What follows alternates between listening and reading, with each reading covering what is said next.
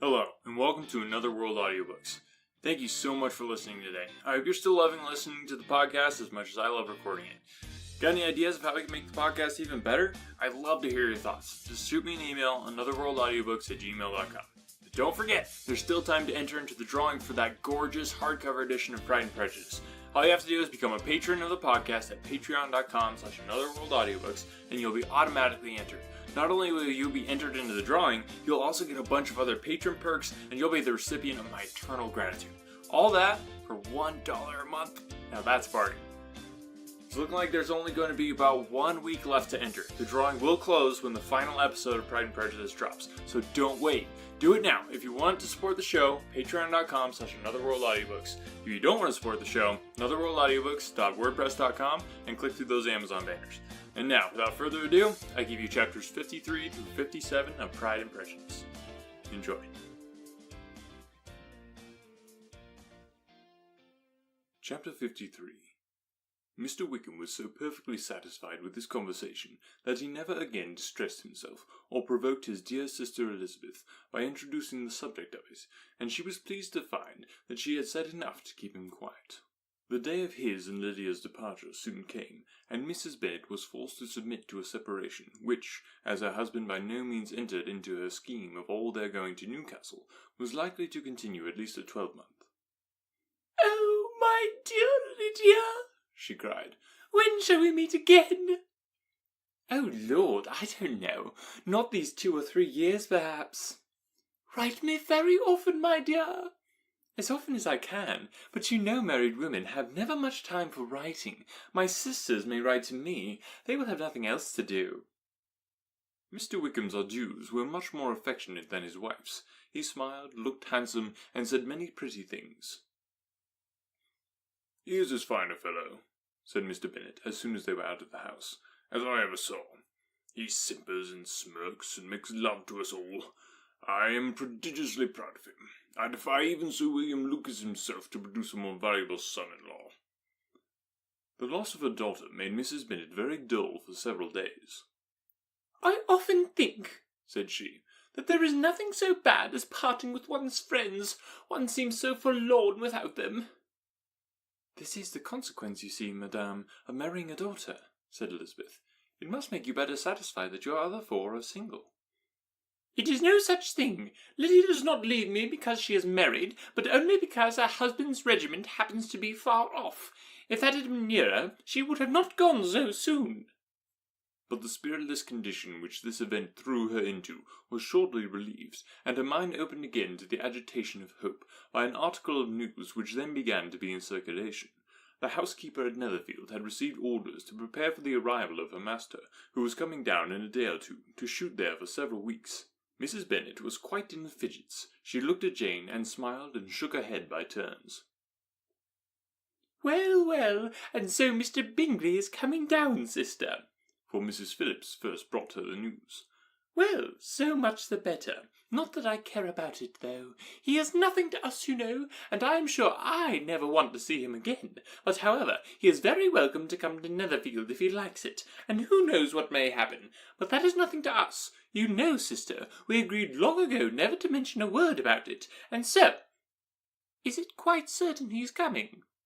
"You may depend upon it," replied the other, "for Mrs. Nichols was in Meryton last night. I saw her passing by, and went out myself on purpose to know the truth of it, and she told me that it was certain true. He comes down on Thursday at the latest, very likely on Wednesday. She was going to the butcher's, she told me, on purpose to order in some meat on Wednesday, and she had got 3 couple of ducks just fit to be killed." Miss Bennet had not been able to hear his coming without changing colour. It was many months since she had mentioned his name to Elizabeth, but now, as soon as they were alone together, she said, "I saw you look at me today, Lizzie, when my aunt told us of the present report, and I know I appeared distressed, but don't imagine it was from any silly cause. I was only confused for the moment, because I felt that I should be looked at. I do assure you that the news does not affect me either with pleasure or pain. I am glad of one thing, that he comes alone, because we shall see less of him. Not that I am afraid of myself, but I dread other people's remarks." Elizabeth did not know what to make of it, Had she not seen him in Derbyshire, she might have supposed him capable of coming there with no other view than what was acknowledged, but she still thought him partial to Jane, and she wavered as to the greater probability of his coming there with his friend's permission, or being bold enough to come without it. Yet it is hard, she sometimes thought, that this poor man cannot come to a house which he has legally hired without raising all this speculation. I will leave him to himself. In spite of what her sister declared, and really believed to be her feelings in the expectation of his arrival, Elizabeth could easily perceive that her spirits were affected by it. They were more disturbed, more unequal, than she had often seen them. The subject which had been so warmly canvassed between their parents about a 12-month ago was now brought forward again. "As soon as ever Mr. Bingley comes, my dear," said Mrs. Bennet, "you will wait on him, of course."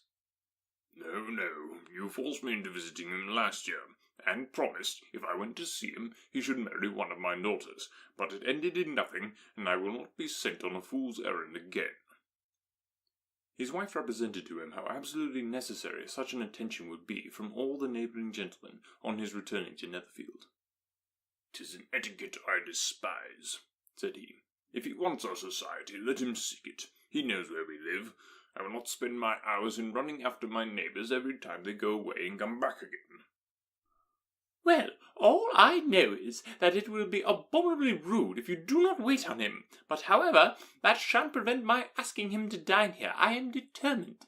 We must have Mrs. Long and the Goldings soon. That will make 13 with ourselves, so there will be just room at table for him."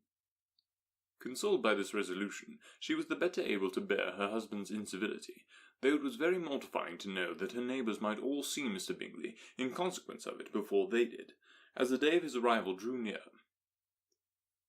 "I begin to be sorry that he comes at all," said Jane to her sister.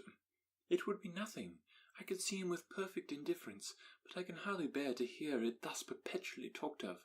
My mother means well, but she does not know. No one can know how much I suffer from what she says. Happy shall I be when his stay at Netherfield is over."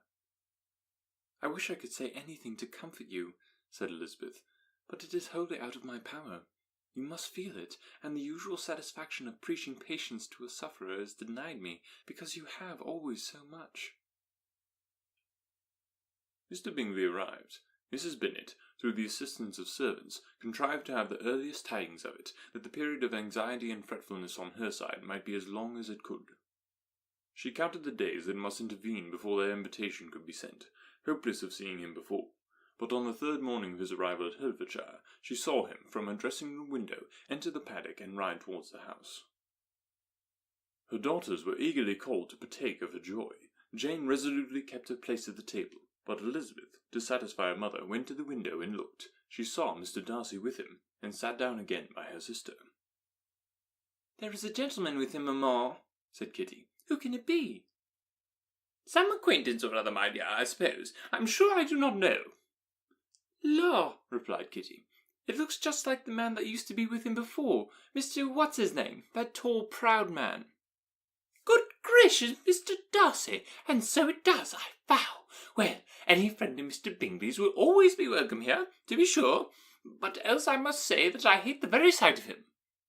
Jane looked at Elizabeth with surprise and concern. She knew but little of their meeting in Derbyshire, and therefore felt for the awkwardness which must attend her sister in seeing him almost for the first time after receiving his explanatory letter. Both sisters were uncomfortable enough. Each felt for the other, and of course for themselves, and their mother talked on of her dislike of Mr. Darcy, and her resolution to be civil to him only as Mr. Bingley's friend, without being heard by either of them. But Elizabeth had sources of uneasiness which could not be suspected by Jane, to whom she had never yet had courage to show Mrs. Gardiner's letter, or to relate her own change of sentiment toward him. To Jane, he could be only a man whose proposals she had refused, and whose merits she had undervalued, but to her own more extensive information, he was the person to whom the whole family were indebted for the first of benefits, and whom she regarded herself with an interest, if not quite so tender, at least as reasonable and just as what Jane felt for Bingley. Her astonishment at his coming to Netherfield, to Longbourn, and voluntarily seeking her again, was almost equal to what she had known on first witnessing his altered behaviour in Derbyshire. The colour which had been driven from her face returned for half a minute with an additional glow, and a smile of delight added lustre to her eyes, and she thought for that space of time that his affection and wishes must still be unshaken, but she would not be secure. "Let me first see how he behaves," said she. "It will then be early enough for expectation." She sat intently at work, striving to be composed, and without daring to lift her eyes, till anxious curiosity carried them to the face of her sister as the servant was approaching the door. Jane looked a little paler than usual, but more sedate than Elizabeth had expected. On the gentleman's appearing, her colour increased, yet she received them with tolerable ease, and with a propriety of behaviour equally free from any symptom of resentment or any unnecessary complaisance. Elizabeth said as little to either as civility would allow, and sat down again to her work, with an eagerness which it did not often command. She had ventured only one glance at Darcy. He looked serious, as usual, and she thought more as he had been used to look in Hertfordshire, than as she had seen him at Pemberley. But perhaps he could not in her mother's presence be what he was before her uncle and aunt. It was a painful, but not an improbable conjecture. Bingley she had likewise seen for an instant, and in that short period saw him looking both pleased and embarrassed. He was received by Mrs. Bennet with a degree of civility which made her two daughters ashamed, especially when contrasted with the cold and ceremonious politeness of her curtsy and address to his friend. Elizabeth particularly, who knew that her mother owed to the latter the preservation of her favourite daughter from irremediable infamy, was hurt and distressed to a most painful degree by a distinction so ill applied. Darcy, after inquiring her of how Mr. and Mrs. Gardiner did, a question which she could not answer without confusion, said scarcely anything. He was not seated by her, perhaps that was the reason of his silence, but it had not been so in Derbyshire. There he had talked to her friends, when he could not to herself. But now several minutes elapsed without bringing the sound of his voice, and when occasionally, unable to resist the impulse of curiosity, she raised her eyes to his face, she as often found him looking at Jane as at herself, and frequently on no object but the ground. More thoughtfulness and less anxiety to please than when they last met were plainly expressed. She was disappointed and angry with herself for being so. "Could I expect it to be otherwise?" said she. "Yet why did he come?" She was in no humour for conversation with anyone but himself, and to him she had hardly courage to speak. She inquired after his sister, but could do no more. "It is a long time, Mr. Bingley, since you went away," said Mrs. Bennet. He readily agreed to it. "I began to be afraid you would never come back again. People did say you meant to quit the place entirely at Michaelmas. But, however, I hope it is not true. A great many changes have happened in the neighbourhood since you went away. Miss Lucas is married and settled, and one of my own daughters. I suppose you have heard of it. Indeed, you must have seen it in the papers. It was in the Times and the Courier, I know, though it was not put as it ought to be. It said only, 'Lately George Wickham, Esquire, to Miss Lydia Bennet,' without there being a syllable said of her father, or the place where she lived, or anything. It was my brother Gardiner's drawing up, too, and I wonder how he came to make such an awkward business of it. Did you see it?" Bingley replied that he did, and made his congratulations. Elizabeth dared not lift up her eyes. How Mr. Darcy looked, therefore, she could not tell. "It is a delightful thing, to be sure, to have a daughter well married," continued her mother. "But at the same time, Mr. Bingley, it is very hard to have her taken such away from me. They are gone down to Newcastle, a place quite northward, it seems, and there they are to stay I do not know how long. His regiment is there, for I suppose you have heard of his leaving the shire, and of his being gone into the regulars. Thank heaven, he has some friends, though perhaps not so many as he deserves." Elizabeth, who knew this to be levelled at Mr. Darcy, was in such misery of shame that she could hardly keep her seat. It drew from her, however, the exertion of speaking, which nothing else had so effectually done before, and she asked Bingley whether he meant to make any stay in the country at present. A few weeks, he believed. "When you have killed all your own birds, Mr. Bingley," said her mother, "I beg you will come here, and shoot as many as you please on Mr. Bennet's manor. I am sure he will be vastly happy to oblige you, and will save all the best of the coveys for you." Elizabeth's misery increased at such unnecessary, such officious attention. With the same fair prospect to arise at present as had flattered them a year ago, everything, she was persuaded, would be hastening to the same vexatious conclusion. At that instant she felt that years of happiness could not make Jane or herself amends for moments of such painful confusion. "The first wish of my heart," said she to herself, "is never more to be in company with either of them. Their society can afford no pleasure that will atone for such wretchedness as this. Let me never see either one or the other again." Yet the misery, for which years of happiness were to offer no compensation, received soon afterwards material relief, from observing how much the beauty of her sister rekindled the admiration of her former lover. When the first he came in, he had spoken to her but little, but every 5 minutes seemed to be giving her more of his attention. He found her as handsome as she had been last year, as good-natured and as unaffected, though not quite so chatty. Jane was anxious that no difference should be perceived in her at all, and was really persuaded that she talked as much as ever, but her mind was so busily engaged that she did not always know when she was silent. When the gentlemen rose to go away, Mrs. Bennet was mindful of her intended civility, and they were invited and engaged to dine at Longbourn in a few days' time. "You are quite a visit in my debt, Mr. Bingley," she added, "for when you went to town last winter, you promised to take a family dinner with us as soon as you returned. I have not forgot, you see, and I assure you I was very much disappointed that you did not come back and keep your engagement."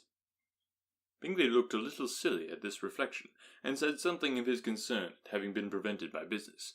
They then went away. Mrs. Bennet had been strongly inclined to ask them to stay and dine there that day, but though she always kept a very good table, she did not think anything less than 2 courses could be good enough for a man on whom she had such anxious designs, or satisfy the appetite and pride of one who had 10,000 a year. Chapter 54. As soon as they were gone, Elizabeth walked out to recover her spirits, or in other words, to dwell without interruption on those subjects that must deaden them more. Mr. Darcy's behaviour astonished and vexed her. "Why, if he came only to be silent, grave, and indifferent," said she, "did he come at all?" She could settle it in no way that gave her pleasure. "He could be still amiable, still pleasing to my uncle and aunt when he was in town, and why not to me? If he fears me, why come hither? If he no longer cares for me, why silent? Teasing man! I would think no more about him." Her resolution was for a short time involuntarily kept by the approach of her sister, who joined her with a cheerful look, which showed her better satisfied with their visitors than Elizabeth. "Now," said she, "that this first meeting is over, I am perfectly easy. I know my own strength, and I shall never be embarrassed again by his coming. I am glad he dines here on Tuesday. It will then be publicly seen that, on both sides, we meet only as common and indifferent acquaintance." "Yes, very indifferent indeed," said Elizabeth laughingly. "Oh, Jane, take care." "My dear Lizzie, you cannot think me so weak as to be in danger now." "I think you are in very great danger of making him as much in love with you as ever." They did not see the gentleman again till Tuesday, and Mrs. Bennet in the meanwhile was giving way to all the happy schemes which the good humour and common politeness of Bingley and half an hour's visit had revived. On Tuesday there was a large party assembled at Longbourn, and the two who were most anxiously expected, to the credit of their punctuality as sportsmen, were in very good time. When they repaired to the dining-room, Elizabeth eagerly watched to see whether Bingley would take the place which, in all their former parties, had belonged to him by her sister. Her prudent mother, occupied by the same ideas, forbore to invite him to sit by herself. On entering the room, he seemed to hesitate, but Jane happened to look round, and happened to smile. It was decided. He placed himself by her. Elizabeth, with a triumphant sensation, looked towards his friend. He bore it with noble indifference, and she would have imagined that Bingley had received his sanction to be happy, had she not seen his eyes likewise turned towards Mr. Darcy, with an expression of half-laughing alarm. His behaviour to her sister was such during dinner-time as to show an admiration of her, which, though more guarded than formerly, persuaded Elizabeth that if left wholly to himself, Jane's happiness and his own would be speedily secured. Though she dared not depend upon the consequence, she yet received pleasure from observing his behaviour. It gave her all the animation that her spirits could boast, for she was in no cheerful humour. Mr. Darcy was almost as far from her as the table could divide them. He was on one side of her mother. She knew how little such a situation would give pleasure to either, or make either appear to advantage.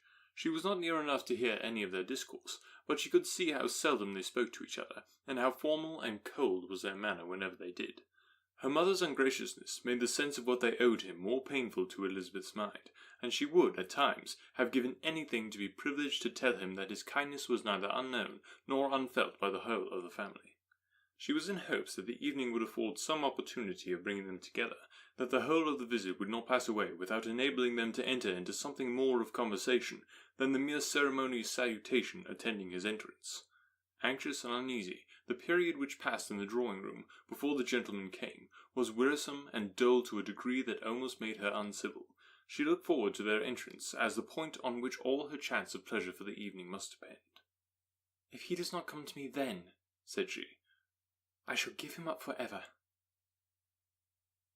The gentleman came, and she thought he looked as if he would have answered her hopes. But alas, the ladies had crowded round the table where Miss Bennet was making tea, and Elizabeth pouring out the coffee, in so close a confederacy that there was not a single vacancy near her which would admit of a chair, and on the gentleman's approaching, one of the girls moved closer to her than ever, and said in a whisper, "The men shan't come and part us, I am determined. We want none of them, do we?"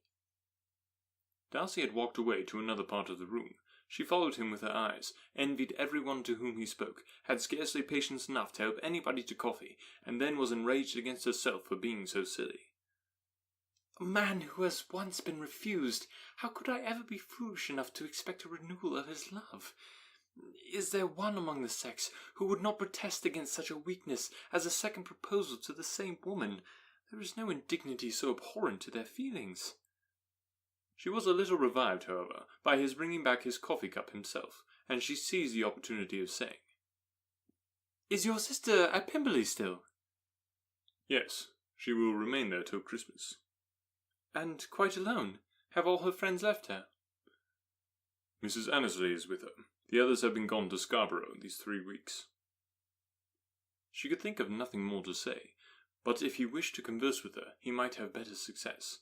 He stood by her, however, for some minutes in silence, and at last, on the young lady's whispering to Elizabeth again, he walked away.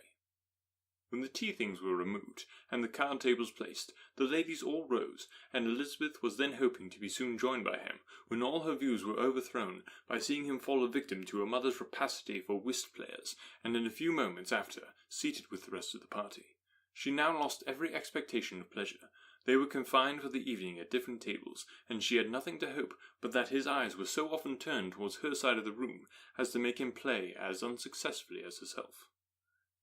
Mrs. Bennet had designed to keep the 2 Netherfield gentlemen to supper, but their carriage was unluckily ordered before any of the others, and she had no opportunity of detaining them. "Well, girls," said she as soon as they were left to themselves, "what say you to the day? I think everything has passed off uncommonly well, I assure you. The dinner was as well dressed as any I ever saw. The venison was roasted to a turn, and everybody said they never saw so fat a haunch. The soup was 50 times better than what they had at Lucas's last week, and even Mr. Darcy acknowledged that the partridges were remarkably well done, and I suppose he has had 2 or 3 French cooks at least. And my dear Jane, I never saw you look in greater beauty. Mrs. Long said it so, too, for I asked her whether you did not. And what do you think she said besides? 'Ah, Mrs. Bennet, we shall never have her at Netherfield at last.' She did indeed. I do think Mrs. Long is as good a creature as ever lived, and her nieces are very pretty behaved girls, and not at all handsome. I like them prodigiously." Mrs. Bennet, in short, was in very great spirits. She had seen enough of Bingley's behaviour to Jane to be convinced that she would get him at last, and her expectations of advantage to her family, when in a happy humour, were so far beyond reason that she was quite disappointed at not seeing him there again the next day to make his proposals. "It has been a very agreeable day," said Miss Bennet to Elizabeth. "The party seems so well selected, so suitable one with the other. I hope we may often meet again." Elizabeth smiled. "Lizzie, you must not do so. You must not suspect me. It mortifies me. I assure you that I have now learnt to enjoy his conversation as an agreeable and sensible young man, without having a wish beyond it. I am perfectly satisfied, from what his manners now are, that he never had any design of engaging my affection. It is only that he is blessed with greater sweetness of address and a stronger desire of generally pleasing than any other man." "You are very cruel," said her sister.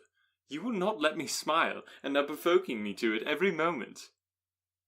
How hard it is in some cases to be believed, and how impossible in others! But why should you wish to persuade me that I feel more than I acknowledge? That is a question which I hardly know how to answer. We all love to instruct, though we can teach only what is not worth knowing. Forgive me, and if you persist in indifference, do not make me your confidant.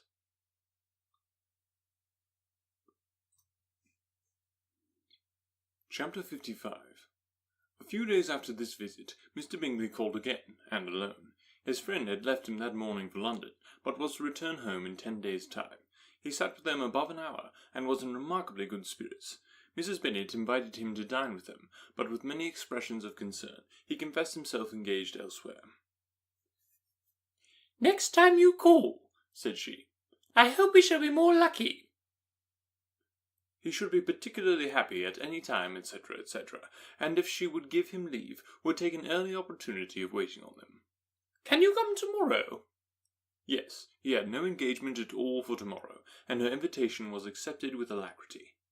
He came, and in such very good time that the ladies were none of them dressed. In ran Mrs. Bennet to her daughter's room, in her dressing gown, and with her hair half finished, crying out, "My dear Jane, make haste and hurry down. He is come. Mr. Bingley is come. He is indeed. Make haste, make haste. Here, Sarah, come to Miss Bennet this moment, and help her on with her gown. Never mind Miss Lizzie's hair." "We will be down as soon as we can," said Jane.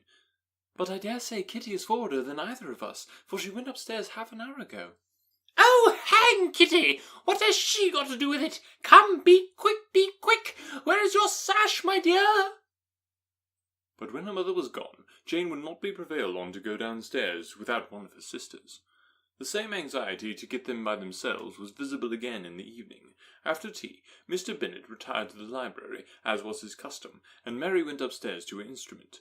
2 obstacles of the 5 thus being removed, Mrs. Bennet sat looking and winking at Elizabeth and Catherine for a considerable time, without making any impression on them. Elizabeth would not observe her, and when at last Kitty did, she very innocently said, "What is the matter, mamma? What do you keep winking at me for? What am I to do?" "Nothing, child, nothing. I did not wink at you."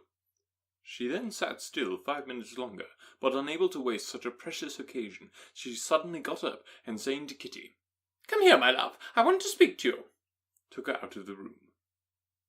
Jane instantly gave a look at Elizabeth, which spoke her distress at such premeditation, and her entreaty that she would not give in to it. In a few minutes, Mrs. Bennet half opened the door, and called out, "Lizzie, my dear, I want to speak with you." Elizabeth was forced to go. "We may as well leave them by themselves, you know," said her mother, as soon as they were in the hall. "Kitty and I are going upstairs to sit in my dressing room." Elizabeth made no attempt to reason with her mother, but remained quietly in the hall till she and Kitty were out of sight, then returned into the drawing-room. Mrs. Bennet's schemes for this day were ineffectual. Bingley was everything that was charming, except the professed lover of her daughter.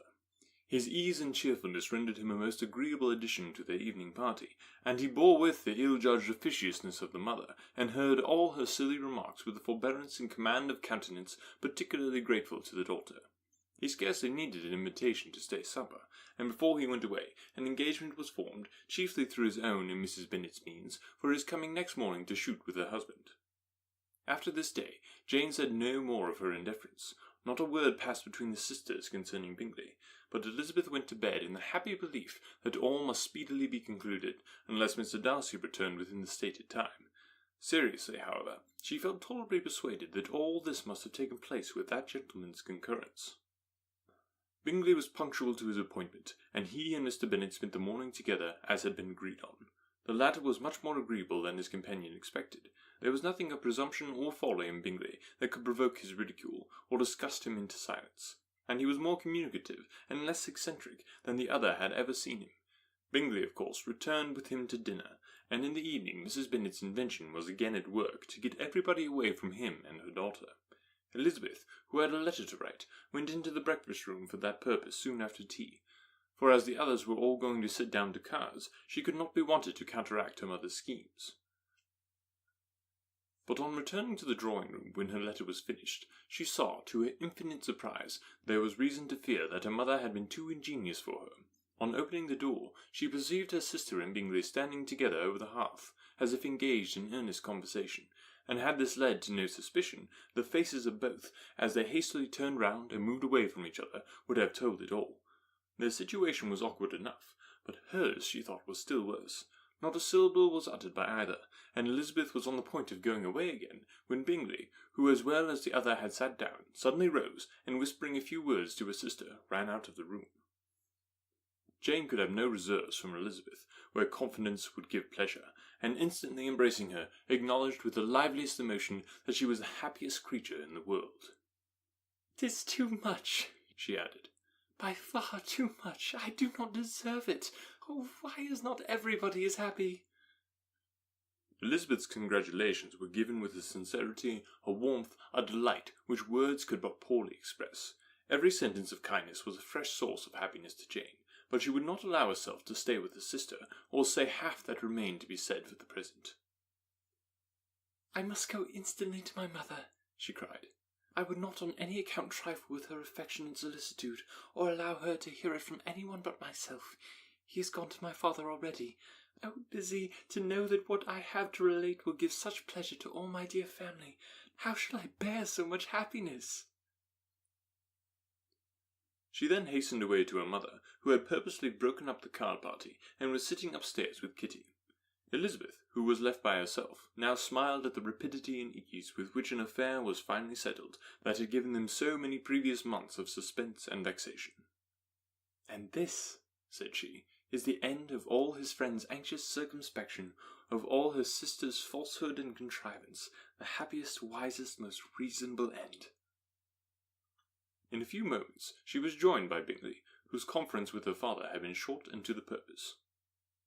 "Where is your sister?" said he hastily as he opened the door. "With my mother upstairs. She will be down in a moment, I dare say."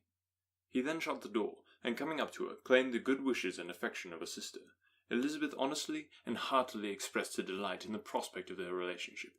They shook hands with great cordiality, and then, till her sister came down, she had to listen to all he had to say on his own happiness, and of Jane's perfections, and in spite of his being a lover, Elizabeth really believed all his expectations of felicity to be rationally founded, because they had for the basis the excellent understanding and super-excellent disposition of Jane, and a general similarity of feelings and taste between her and himself.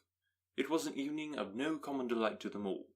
The satisfaction of Miss Bennet's mind gave a glow of such sweet animation to her face as made her look handsomer than ever. Kitty simpered and smiled, and hoped her turn was coming soon.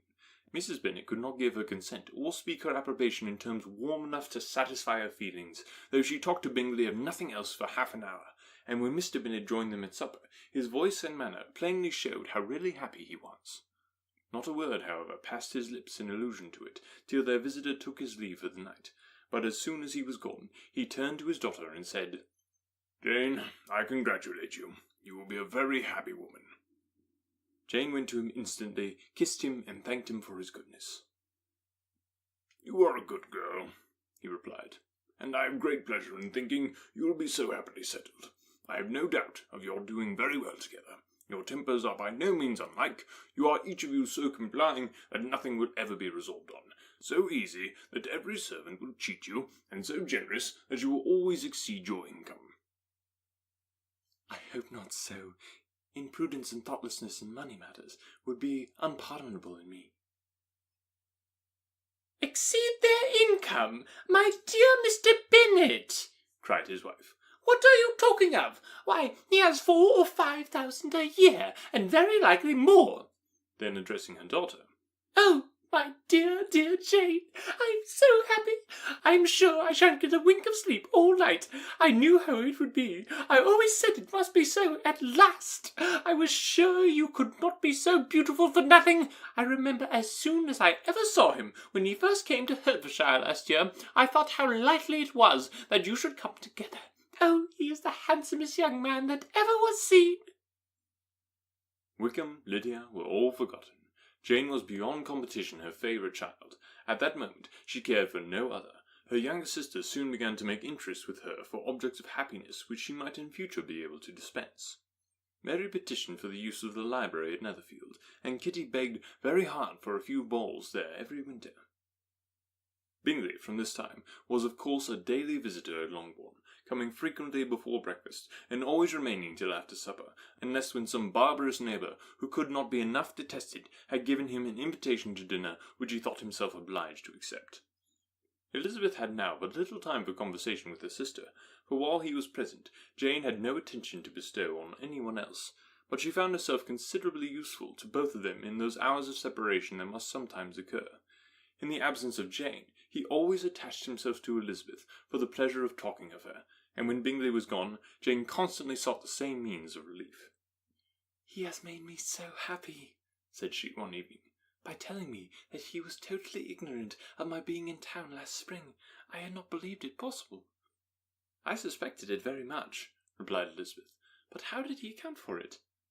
"It must have been his sister's doing. They were certainly no friends to his acquaintance with me, which I cannot wonder at, since he might have chosen so much more advantageously in many respects. But when they see, as I trust they will, that their brother is happy with me, they will learn to be contented, and we shall be on good terms again, though we can never be what we once were to each other." "That is the most unforgiving speech," said Elizabeth, "that I ever heard you utter. Good girl, it would vex me indeed to see you again the dupe of Miss Bingley's pretended regard." "Would you believe it, Lizzie, that when he went to town last November, he really loved me, and nothing but the persuasion of my being indifferent would have prevented him coming down again?" "He made a little mistake, to be sure, but it is to the credit of his modesty." This naturally introduced a panegyric from Jane on his diffidence, and the little value he put on his own good qualities.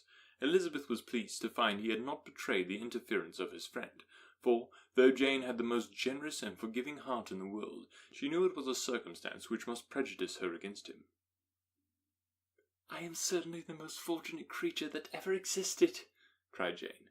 "Oh, Lizzie, why am I thus singled from my family, and blessed above them all? If I could but see you as happy, if there were but such another man for you!" "If you were to give me 40 such men, I could never be so happy as you.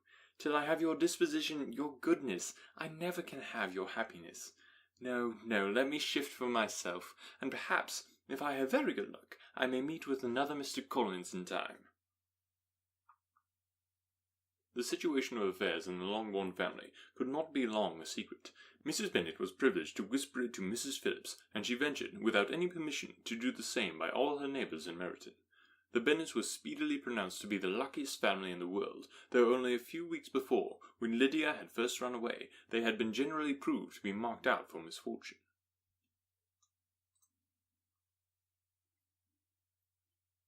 Chapter 56. One morning, about a week after Bingley's engagement with Jane had been formed, as he and the females of the family were sitting together in the dining-room, their attention was suddenly drawn to the window by the sound of a carriage, and they perceived a chaise and four driving up the lawn. It was too early in the morning for visitors, and besides, the equipage did not answer to that of any of their neighbours. The horses were post, and neither the carriage nor the livery of the servant who preceded it were familiar to them. As it was certain, however, that somebody was coming, Bingley instantly prevailed on Miss Bennet to avoid the confinement of such an intrusion, and walk away with him into the shrubbery. They both set off, and the conjectures of the remaining three continued, though with little satisfaction, till the door was thrown open, and their visitor entered. It was Lady Catherine de Bourgh. They were, of course, all intending to be surprised, but their astonishment was beyond their expectation, and on the part of Mrs. Bennet and Kitty, though she was perfectly unknown to them, even inferior to what Elizabeth felt. She entered the room with an air more than usually ungracious, made no other reply to Elizabeth's salutation than a slight inclination of the head, and sat down without saying a word. Elizabeth had mentioned her name to her mother on her ladyship's entrance, though no request of introduction had been made. Mrs. Bennet, all amazement, though flattered by having a guest of such high importance, received her with the utmost politeness. After sitting for a moment in silence, she said very stiffly to Elizabeth, "I hope you are well, Miss Bennet. That lady, I suppose, is your mother." Elizabeth replied very concisely that she was. "And that, I suppose, is one of your sisters?" "Yes, madame," said Mrs. Bennet, delighted to speak to Lady Catherine. "She is my youngest girl but one. My youngest of all is lately married, and my eldest is somewhere about the grounds, walking with a young man who, I believe, will soon become a part of the family." "You have a very small park here," returned Lady Catherine after a short silence. "It is nothing in comparison to Rosings, my lady, I dare say, but I assure you it is much larger than Sir William Lucas's." "This must be a most inconvenient sitting-room for the evening in summer. The windows are full west." Mrs. Bennet assured her that they never sat there after dinner, and then added, "May I take the liberty of asking your ladyship whether you left Mr. and Mrs. Collins well?" "Yes, very well. I saw them the night before last." Elizabeth now expected that she would produce a letter for her from Charlotte, as it seemed the only probable motive for her calling, but no letter appeared, and she was completely puzzled. Mrs. Bennet, with great civility, begged her ladyship to take some refreshment, but Lady Catherine very resolutely, and not very politely, declined eating anything, and then, rising up, said to Elizabeth, "Miss Bennet, there seemed to be a prettyish kind of little wilderness on one side of your lawn. I shall be glad to take a turn in it, if you will favour me with your company." "Go, my dear," cried her mother, "and show her ladyship about the different walks. I think she will be very pleased with the hermitage."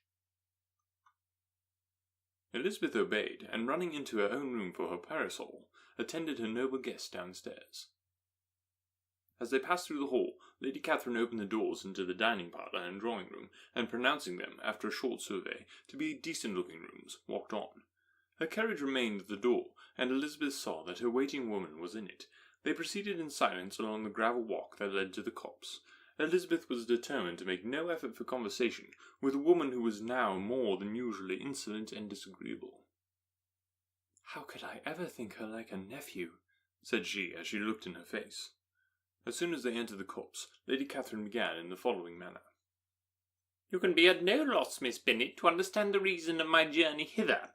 Your own heart, your own conscience must tell you why I come." Elizabeth looked with unaffected astonishment. "Indeed, you are mistaken, madame.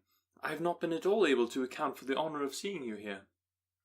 "Miss Bennet," replied her ladyship in an angry tone, "you ought to know that I am not to be trifled with, but however insincere you may choose to be, you shall not find me so. My character has ever been celebrated for its sincerity and frankness, and in a cause of such moment as this, I shall certainly not depart from it.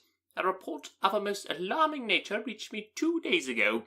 I was told not only your sister was at the point of being most advantageously married, but that Miss Elizabeth Bennet would in all likelihood be soon afterwards united to my nephew, my own nephew, Mr. Darcy. Though I know it must be a scandalous falsehood, though I would not injure him so much as to suppose the truth of it possible, I instantly resolved on setting off for this place, that I might make my sentiments known to you." "If you believed it impossible to be true," said Elizabeth, colouring with astonishment and disdain, "I wonder you took the trouble of coming so far. What could your ladyship propose by it?" "At once to insist upon having such a report universally contradicted." "Your coming to Longbourn to see me and my family," said Elizabeth coolly, "will be a rather confirmation of it, if indeed such a report is in existence." "If! Do you then pretend to be ignorant of it? Has it not been industriously circulated by yourselves? Do you not know that such a report is spread abroad?" "I never heard that it was." "And can you likewise declare that there is no foundation for it?" "I do not pretend to possess equal frankness with your ladyship. You may ask questions which I shall not choose to answer." "This is not to be borne, Miss Bennet. I insist on being satisfied. Has my nephew, made you an offer of marriage?" "Your ladyship has declared it to be impossible." "It ought to be so. It must be so, while he retains the use of his reason. But your arts and allurements may, in a moment of infatuation, have made him forget what he owes to himself and to all his family.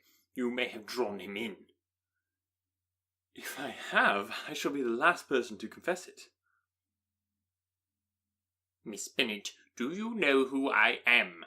I have not been accustomed to such language as this. I am almost the nearest relation he has in the world, and am entitled to know all his dearest concerns." "But you are not entitled to know mine, nor will such behaviour as this ever induce me to be explicit." "Let me be rightly understood. This match, to which you have the presumption to aspire, can never take place. No, never. Mr. Darcy is engaged to my daughter. Now, what have you to say?" "Only this, that if he is so, you can have no reason to suppose he will make an offer to me."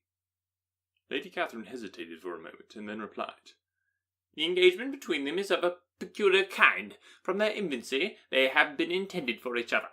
It was the favourite wish of his mother, as well of hers. While in their cradles we planned the union, and now, at the moment when the wishes of both sisters would be accomplished in their marriage, to be prevented by a young woman of inferior birth, of no importance in this world, and wholly unallied to the family. Do you pay no regard to the wishes of his friends, to his tacit engagement with Mr. Berg? Are you lost to every feeling of propriety and delicacy? Have you not heard me say that from his earliest hours he was destined for his cousin?" "Yes, and I had heard it before. But what is that to me? If there is no other objection to my marrying your nephew, I shall certainly not be kept from it by knowing that his mother and aunt wished him to marry Mr. Berg. You both did as much as you could in planning the marriage.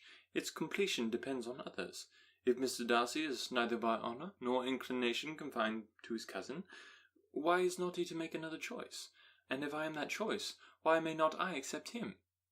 "Because honour, decorum, prudence, nay, interest forbid it. Yes, Miss Bennet, interest. For do not expect to be noticed by his family or friends. If you wilfully act against the inclinations of all, you will be censured, slighted, and despised by everyone connected with him. Your alliance will be a disgrace. Your name will never even be mentioned by any of us." "These are heavy misfortunes," replied Elizabeth. "But the wife of Mr. Darcy must have such extraordinary sources of happiness necessarily attached to a situation that she could, upon the whole, have no cause to repine." "Obstinate, headstrong girl! I am ashamed of you. Is this your gratitude for my attentions to you last spring? Is nothing due to me on that score? Let us sit down. You are to understand, Miss Bennet, that I came here with a determined resolution of carrying my purpose, nor will I be dissuaded from it. I have not been used to submit to any person's whims. I have not been in the habit of brooking disappointment." "That will make your ladyship's situation at present more pitiable, but it will have no effect on me." "I will not be interrupted. Hear me in silence.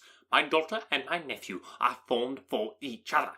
They are descended on the maternal side from the same noble line, and on the father's from respectable, honourable, and ancient, though untitled families. Their fortune on both sides is splendid. They are destined for each other by the voice of every member of their respective houses, and what is to divide them? The upstart pretensions of a young woman without family, connections, or fortune. Is this to be endured? But it must not, shall not be. If you were sensible of your own good, you would not wish to quit the sphere in which you had been brought up." "In marrying your nephew, I should not consider myself at quitting that sphere. He is a gentleman. I am a gentleman's daughter. So far, we are equal." "True, you are a gentleman's daughter, but who was your mother? Who are your uncles and aunts? Do you imagine me ignorant of their condition?" "Whatever my connections may be," said Elizabeth, "if your nephew does not object to them, they can be nothing to you." "Tell me once and for all, are you engaged to him?" Though Elizabeth would not, for the mere purpose of obliging Lady Catherine, have answered this question, she could not but say, after a moment's deliberation, "I am not." Lady Catherine seemed pleased. "And will you promise me never to enter into such an engagement?" "I will make no promise of the kind." "Miss Bennet, I am shocked and astonished. I expected to find a more reasonable young woman, but do not deceive yourself into a belief that I will ever recede. I will not go away till you have given me the assurance I require." "And I certainly never shall give it. I am not to be intimidated into anything so wholly unreasonable. Your ladyship wants Mr. Darcy to marry your daughter, but would my giving you the wished-for promise make their marriage at all more probable? Supposing him to be attached to me, would my refusing to accept his hand make him wish to bestow it on his cousin? Allow me to say, Lady Catherine, that the arguments with which you have supported this extraordinary application have been as frivolous as the application was ill-judged. You have widely mistaken my character, if you think I can be worked on by such persuasions as these. How far your nephew might approve of your interference in his affairs I cannot tell, but you have certainly no right to concern yourselves in mine. I must beg, therefore, to be importuned no farther on the subject." "Not so hasty, if you please. I have by no means done. To all the objections I have already urged, I still have another to add. I am no stranger to the particulars of your youngest sister's infamous elopement. I know it all. That the young man's marrying her was a patched-up business at the expense of your father and uncles. And is such a girl to be my nephew's sister? Is her husband? Is the son of his late father's steward to be his brother? Heaven and earth! Of what are you thinking? Are the shades of Pemberley to be thus polluted?" "You can now have nothing further to say," she resentfully answered. "You have insulted me in every possible method. I must beg to return to the house." And she rose as she spoke. Lady Catherine rose also, and they turned back. Her ladyship was highly incensed. "You have no regard, then, for the honour and credit of my nephew. Unfeeling, selfish girl! Do you not consider that a connection with you must disgrace him in the eyes of everybody?" "Lady Catherine, I have nothing further to say. You know my sentiments." "You are, then, resolved to have him?" "I have said no such thing. I am only resolved to act in that manner which will, in my own opinion, constitute my happiness without reference to you or to any person so wholly unconnected with me." "It is well. You refuse, then, to oblige me. You refuse to obey the claims of duty, honour, and gratitude. You are determined to ruin him in the opinion of all his friends, and make him the contempt of the world." "Neither duty, nor honour, nor gratitude," replied Elizabeth, "have any possible claim on me in the present instance. No principle of either would be violated by my marriage to Mr. Darcy, and with regard to the resentment of his family, or the indignation of the world, if the former were excited by his marrying me, it would not give me one moment's concern, and the world in general would have too much sense to join in the scorn." "And this is your real opinion? This is your final resolve? Very well. I shall now know how to act. Do not imagine, Miss Bennet, that your ambition will ever be gratified. I came to try you. I hope to find you reasonable, but depend upon it, I will carry my point." In this manner Lady Catherine talked on till they were at the door of the carriage, when, turning hastily round, she added, "I take no leave of you, Miss Bennet. I send no compliments to your mother. You deserve no such attention. I am most seriously displeased." Elizabeth made no answer, and without attempting to persuade her ladyship to return into the house, walked quietly into it herself. She heard the carriage drive away as she proceeded upstairs. Her mother impatiently met her at the door of the dressing-room to ask why Lady Catherine would not come in again and rest herself. "She did not choose it," said her daughter. "She would go." "She is a very fine-looking woman, and calling her here was prodigiously civil, for she only came, I suppose, to tell us the Collinses were well. She is on her road somewhere, I dare say, and so, passing through Meryton, thought she might as well call on you. I suppose she had nothing particular to say to you, Lizzie?" Elizabeth was forced to give in to a little falsehood here, for to acknowledge the substance of their conversation was impossible. Chapter 57. The discomposure of spirits which this extraordinary visit threw Elizabeth into could not be easily overcome, nor could she, for many hours, learn to think of it less than incessantly. Lady Catherine, it appeared, had actually taken the trouble of this journey from Rosings for the sole purpose of breaking off her supposed engagement with Mr. Darcy. It was a rational scheme, to be sure, but from what the report of their engagement could originate, Elizabeth was at a loss to imagine, till she recollected that his being the intimate friend of Bingley, and her being the sister of Jane, was enough, at a time when the expectation of one wedding made everybody eager for another, to supply the idea. She had not herself forgotten to feel that the marriage of her sister must bring them more frequently together, and their neighbours at Lucas Lodge, therefore, for through their communication with the Collinses the report, she concluded, had reached Lady Catherine, had only set that down as almost certain and immediate, which she had looked forward to as possible at some future time. In revolving Lady Catherine's expressions, however, she could not help feeling some uneasiness as to the possible consequence of her persisting in this interference.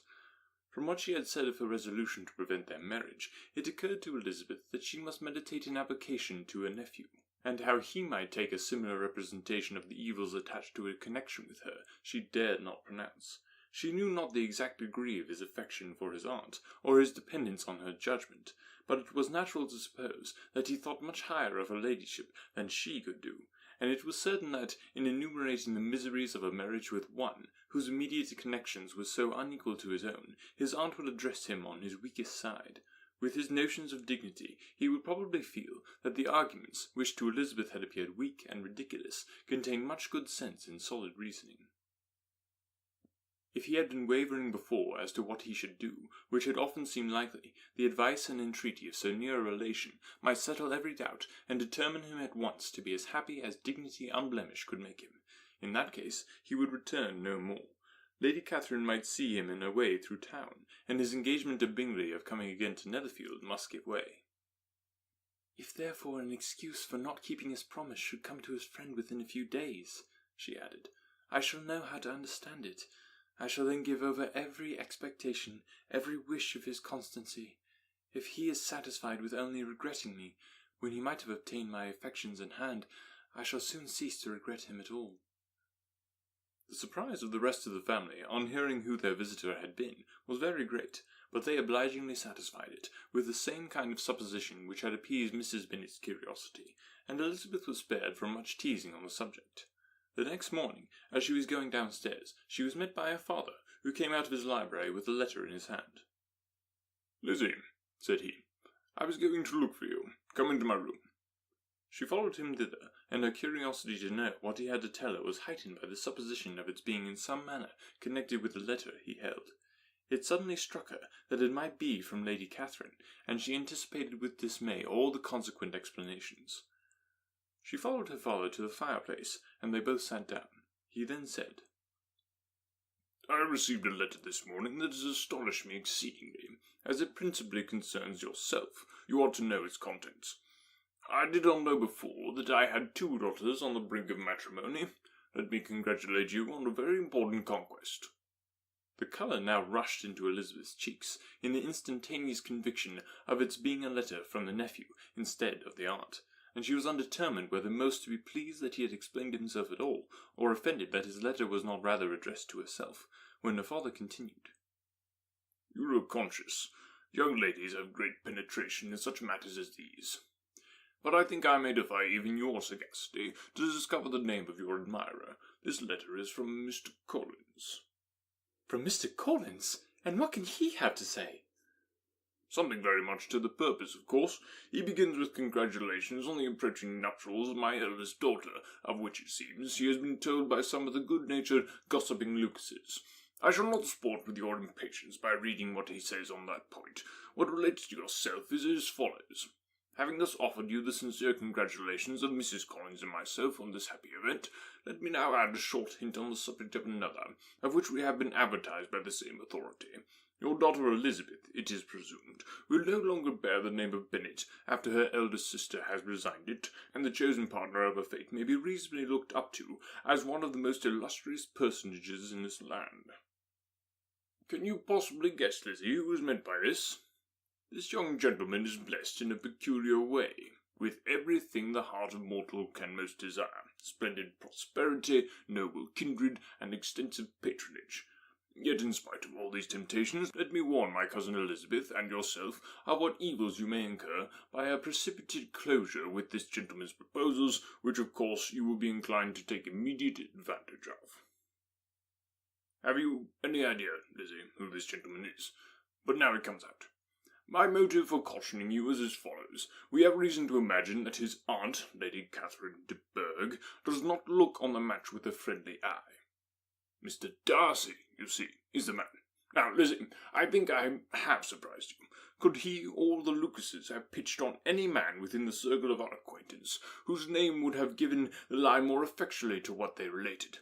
Mr. Darcy, who never looks at any woman but to see a blemish, and who probably never looked at you in his life. It is admirable." Elizabeth tried to join in her father's pleasantry, but could only force one most reluctant smile. Never had his wit been directed in a manner so little agreeable to her. "Are you not diverted?" "Oh, yes. Pray read on." After mentioning the likelihood of this marriage to her ladyship last night, she immediately, with her usual condescension, expressed what she felt on the occasion. When it became apparent that on the score of some family objections on the part of my cousin, she would never give her consent to what she termed so disgraceful a match, I thought it my duty to give the speediest intelligence of this to my cousin, that she and her noble admirer may be aware of what they are about, and not run hastily into a marriage which has not been properly sanctioned. Mr. Collins, moreover, adds, I am truly rejoiced that my cousin Lydia's sad business has been so well hushed up, and am only concerned that their living together before the marriage took place should be so generally known. I must not, however, neglect the duties of my station, or refrain from declaring my amazement at hearing that you received the young couple into your house as soon as they were married. It was an encouragement of vice, and had I been the rector of Longbourn, I should very strenuously have opposed it. You ought certainly to forgive them, as a Christian, but never to admit them in your sight, or allow their names to be mentioned in your hearings. This is his notion of Christian forgiveness. The rest of his letter is only about his dear Charlotte's situation, and his expectation of a young olive branch. But, Lizzie, you look as if you did not enjoy it. You are not going to be missish, I hope, and pretend to be affronted at an idle report. For what do we live but to make sport of our neighbours, and laugh at them in our turn? Oh, cried Elizabeth, I am excessively diverted, but it is so strange. Yes, that is what makes it amusing. Had they fixed on any other man, it would have been nothing, but his perfect indifference, and your pointed dislike, make it so delightfully absurd. Much as I abominate writing, I would not give up Mr. Collins's correspondence for any consideration. Nay, when I read a letter of his, I cannot help giving him the preference even over Wickham, much as I value the impudence and hypocrisy of my son-in-law. And pray, Lizzie, what said Lady Catherine about this report? Did she call to refuse her consent? To this question his daughter replied only with a laugh, and as it had been asked without the least suspicion, she was not distressed by his repeating it. Elizabeth had never been more at a loss to make her feelings appear what they were not. It was necessary to laugh when she would rather have cried. Her father had most cruelly mortified her by what he said of Mr. Darcy's indifference, and she could do nothing but wonder at such a want of penetration, or fear that perhaps, instead of his seeing too little, she might have fancied too much. Thanks so much for listening today. Remember, if you enjoyed the podcast, the biggest way you can help out is by telling a friend, because hey, everybody loves free audiobooks. And don't forget, less than a week left to enter the contest. Patreon.com/AnotherWorldAudiobooks. Become a patron and you'll be entered into the drawing for that beautiful hardcover edition of Pride and Prejudice. It really is gorgeous, people. You do not want to miss out. Be sure to like and follow us on social media. All the links are in the show notes. Thanks for all you do to make this podcast possible. See you next week.